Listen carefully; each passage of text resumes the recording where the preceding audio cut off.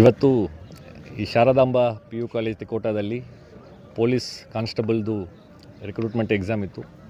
ಒಟ್ಟು ಜಿಲ್ಲೆಯಲ್ಲಿ 61 ಕೇಂದ್ರಗಳ ಪೈಕಿ ಇದು ಕೂಡ ಒಂದು ಕೇಂದ್ರವಾಗಿತ್ತು. ಬೆಳಗ್ಗೆ 9:30ಗೆ ಅಲ್ಲಿ ಟೈಮಿಗೆ ಇಲ್ಲಿ ಬಂದು ಪ್ರಶ್ನೆ ಪತ್ರಿಕೆಗಳು ರೀಚ್ ಆಗಿದ್ದು, ತದನಂತರ ಇಲ್ಲಿ ಸೆಂಟರ್ ಸೂಪರ್ವೈಸರು SOP ಪ್ರಕಾರ ಆ ಪೇಪರ್ಸ್ಗಳನ್ನು ಕ್ವೆಶ್ಚನ್ ಪೇಪರ್ಸ್ಗಳನ್ನು ಪ್ರತಿಯೊಂದು ಕೊಠಡಿನಲ್ಲಿರುವಂಥ ವಿದ್ಯಾರ್ಥಿಗಳಿಗೂ ಕೂಡ ಅದನ್ನು ಕೊಟ್ಟು ಓಪನ್ ಮಾಡಿ ಫಸ್ಟ್ ಡಿಸ್ಟ್ರಿಬ್ಯೂಟ್ ಮಾಡಿದ್ದಾರೆ. ತದನಂತರ OMR ಶೀಟ್ಗಳು ಕೂಡ ಅದರ ಡಿಸ್ಟ್ರಿಬ್ಯೂಷನ್ ಆಗಿದೆ. ಆ ಸಂದರ್ಭದಲ್ಲಿ ಕೆಲವು ವಿದ್ಯಾರ್ಥಿಗಳು ಅವರಿಗೆ ಕೊಟ್ಟಿರುವಂಥ OMR ಶೀಟ್ನಲ್ಲಿರುವಂಥ ನಂಬರು ಮತ್ತು ಪ್ರಶ್ನೆ ಪತ್ರಿಕೆಯಲ್ಲಿರುವಂಥ ನಂಬರು ಹೊಂದಾಣಿಕೆ ಆಗ್ತಾಯಿಲ್ಲ ಅನ್ನುವಂತಹ ಒಂದು ಕಾರಣ, ನಾವು ಪರೀಕ್ಷೆ ಬರೆಯಲ್ಲ, ಇದು ಒಂದಕ್ಕೊಂದು ತಾಳೆ ಆಗ್ತಾಯಿಲ್ಲ ಅಂತ ಹೇಳಿ ಕೆಲವು ಜನರು ಆ ಪ್ರಶ್ನೆ ಪತ್ರಿಕೆ ಎಲ್ಲ ಮಾಡಿ ಹೊರಗಡೆ ಬಂದುಬಿಟ್ರು. ಹೊರಗಡೆ ಬಂದಾದ ಮೇಲ್ಗಡೆ ಇಲ್ಲಿ ಸೆಂಟರ್ ಸೂಪರ್ವೈಸರು ಮತ್ತು ಚೀಫು ಎಲ್ಲರೂ ಈ ರೀತಿಯಾದಂತಹ KEA SOP ಪ್ರಕಾರ ಒಂದು ಪ್ರಶ್ನೆ ಪತ್ರಿಕೆ ಮತ್ತು ಅದರಲ್ಲಿ ಏನು OMR ಸಪ್ರೇಟ್ ಇರ್ತದೆ, ಅದು ಎರಡಕ್ಕೂ ಕೂಡ ಒಂದೇ ನಂಬರ್ ಇರಬೇಕಂತ ಇಲ್ಲ. ಕ್ವಶನ್ ಏನು ಪೇಪರ್ ಇರ್ತದೆ ಅದರಲ್ಲಿ ಬೇರೆ ಬೇರೆ ವರ್ಷನ್ ಕೋಡ್ ಇರ್ತದೆ, A1 A2 A3 B1 B2 B3 ಅಂತ ಹೇಳಿ. ಆ ವರ್ಷನ್ ಕೋಡ್ ಆ ಪ್ರಶ್ನೆ ಪತ್ರಿಕೆಯಲ್ಲಿರುವಂಥದ್ದನ್ನು OMR ಶೀಟ್ನಲ್ಲಿ ನಮೂದು ಮಾಡಿಕೊಂಡು ಅವರು ಅಡ್ಮಿಟ್ ಕಾರ್ಡ್ನಲ್ಲಿರುವಂತಹ ರಿಜಿಸ್ಟ್ರೇಷನ್ ನಂಬರನ್ನು ಕೂಡ ಅವರು OMR ಶೀಟ್ನಲ್ಲಿ ನಮೂದು ಮಾಡಿಕೊಂಡು ಮುಂದುವರಿಸಬಹುದು. ಯಾವುದೇ ರೀತಿಯಾದಂಥ ಟ್ಯಾಗಿಂಗ್ ಆರ್ ಬೈಂಡಿಂಗ್ ಇಲ್ಲ ಕ್ವಶನ್ ಪೇಪರ್ಗೂ ಮತ್ತು OMR ಶೀಟ್ಗೆ ಅನ್ನುವಂತಹ ಮಾತನ್ನು ಹೇಳಿದ್ದಾರೆ.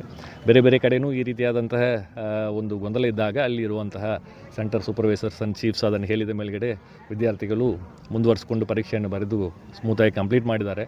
ಬಟ್ ಈ ಒಂದು ಕೇಂದ್ರದಲ್ಲಿ ಇಲ್ಲ, ನಾವು ಬರೆಯಲ್ಲ ಅಂತ ಹೇಳಿ ಕೆಲವು ವಿದ್ಯಾರ್ಥಿಗಳು ಸ್ಟಾರ್ಟಿಂಗ್ನಲ್ಲಿ ಹೊರಗೆ ಬಂದಿದ್ದರು. ಮತ್ತು ಅವರು ಇನ್ನೂ ಕೆಲವು ಜನರನ್ನು ಮತ್ತೆ ಇಲ್ಲ ಇದನ್ನು ಕಂಪ್ಲೀಟು ನಾವು ಇದನ್ನು ಮಾಡ್ತೇವೆ ಒಪ್ಪಲ್ಲ ಅಂತ ಹೇಳಿ ಬಂದು ಕ್ಯಾಂಪಸ್ಸು ಹೊರಗಡೆ ಹೋಗ್ಬಿಟ್ರು. ಸೊ ಕ್ಯಾಂಪಸ್ಸು ಹೊರಗಡೆ ಹೋಗ್ಬಿಟ್ರು. ಆದಾಗ್ಯೂ ಇಲ್ಲಿ ಶಾಂತಿಯುತವಾಗಿ ಸುಮಾರು 117 ವಿದ್ಯಾರ್ಥಿಗಳಿಗಿಂತ ಹೆಚ್ಚಿಗೆ ವಿದ್ಯಾರ್ಥಿಗಳು ಆ ಪರೀಕ್ಷೆಯನ್ನು ಬರೆಸ್ಕೊಂಡು ಬಂದಿದ್ದಾರೆ. ಮತ್ತು ಇವರು ಹೊರಗೆ ಹೋಗಿರುವಂಥ ವಿದ್ಯಾರ್ಥಿಗಳು ಮತ್ತು ಇಲ್ಲಿ ಪೊಲೀಸ್ ಸಿಬ್ಬಂದಿಗಳು ಅವರು ಮತ್ತೆ ನಾವು ಒಳಗಡೆ ನಮಗೆ ಅಲೋ ಮಾಡಬೇಕಂತ ಹೇಳಿ ಒಂದು ಅಲ್ಲಿ ಗಲಾಟೆ ಆದಾಗ ಇಲ್ಲಿ ಇಲ್ಲಿ ಪ್ರಿಮೈಸಸ್ ಬಿಟ್ಟು ಹೊರಗಡೆ ಹೋಗಿದ್ದ ನಂತರ ಮತ್ತೆ ಒಳಗಡೆ ಬಂದರೆ ಅದು integrity of the examination process violate ಆಗ್ತದೆ. ಎಕ್ಸಾಮ್ SOPನಲ್ಲಿ ಆ ರೀತಿ ಮಾಡಲಿಕ್ಕೆ ಅವಕಾಶ ಇಲ್ಲ. ಮತ್ತು ಅದು ಪ್ರಾಪರ್ಟಿ ಆಫ್ ದಿ KEA ಆಗ್ತದೆ. ಈಗ ಅಡ್ಮಿಟ್ ಕಾರ್ಡ್ನಲ್ಲೇ ಒನ್ ಆಫ್ ದಿ ಇನ್ಸ್ಟ್ರಕ್ಷನ್ಸ್ ತುಂಬ ಕ್ಲಿಯರ್ ಆಗಿದೆ. ಜನರಲ್ ಇನ್ಸ್ಟ್ರಕ್ಷನ್ಸ್ ಅಂತ ಇಲ್ಲ, ಪ್ರತಿಯೊಂದು ಅಡ್ಮಿಟ್ ಕಾರ್ಡ್ನಲ್ಲೂ ಕೂಡ ಇನ್ಸ್ಟ್ರಕ್ಷನ್ಸ್ ಇದೆ. ಯಾವುದೇ ಒಂದು ಕ್ವಶನ್ ಪೇಪರು ಬೇಗ ಮುಕ್ತಾಯ ಆದರೂ ಕೂಡ ಕೆಲವು ಜನರೆಲ್ಲ ಒಂದು ಅರ್ಧ ತಾಸಿನಲ್ಲಿ ಮುಗಿಸ್ತಾರೆ, ಕೆಲವು ಜನರು ಒಂದು ತಾಸಿನಲ್ಲಿ ಮುಗಿಸ್ತಾರೆ. ಆದಾಗ್ಯೂ ಕೂಡ ಲಾಸ್ಟ್ ಬೆಲ್ ಆಗೋ ತನಕ ಅವರು ಸೆಂಟರ್ನಲ್ಲೇ ಕುಳಿತು ಅದನ್ನು ಅವರು ನಮ್ಮ ಸೆಂಟರ್ ಸೂಪರ್ವೈಸರ್ಸ್ ಆ್ಯಂಡ್ ಇನ್ವಿಜಿಲೇಟರ್ಸ್ಗೆ ಒಪ್ಪಿಸ್ಬಿಟ್ಟು ಹೋಗಬೇಕು ಅನ್ನುವಂತಹ ಒಂದು ಸೂಚನೆ ಅದರಲ್ಲಿ ಇದೆ. ಸೊ ಎಕ್ಸಾಮ್ ಕಂಪ್ಲೀಟ್ ಆಗೋದು ಮುಂಚೆ ಯಾವುದೇ KEA ಪ್ರಾಪರ್ಟಿಯನ್ನು ತೆಗೆದುಕೊಂಡು ಹೋಗಲಿಕ್ಕೆ ಅವಕಾಶ ಇರುವುದಿಲ್ಲ. ಆದಾಗ್ಯೂ ಹೊರಗಡೆ ಹೋಗಿದ್ದಾರೆ. ಹೊರಗಡೆ ಹೋಗಿ ಮತ್ತೆ ಇಲ್ಲಿ ಎಕ್ಸಾಮ್ ಬರಿತಾ ಇರುವಂಥ ಕ್ಯಾಂಡಿಡೇಟ್ಸ್ಗಳಿಗೆ ಅವರು ಪ್ರಾಬ್ಲಮ್ ಕ್ರಿಯೇಟ್ ಮಾಡುವಂಥ ರೀತಿಯಲ್ಲಿ ಮತ್ತೆ ನಾವು ಒಳಗಡೆ ಬರ್ತೇವೆ ಅಂತ ಹೇಳಿ ಸ್ವಲ್ಪ ಗೇಟನ್ನೆಲ್ಲ ಪುಷ್ ಮಾಡಿ ಗಲಾಟೆ ಆಗುವಂಥ ಸಂದರ್ಭದಲ್ಲಿ ಪೊಲೀಸ್ ವಿತ್ ಮಿನಿಮಲ್ ಫೋರ್ಸ್ ಅದನ್ನು ಹ್ಯಾಂಡಲ್ ಮಾಡಿದ್ದಾರೆ.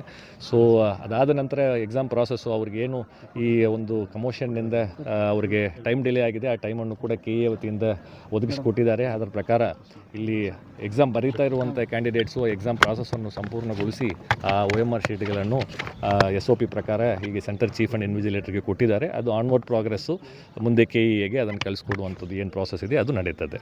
Sir, OMR sheet question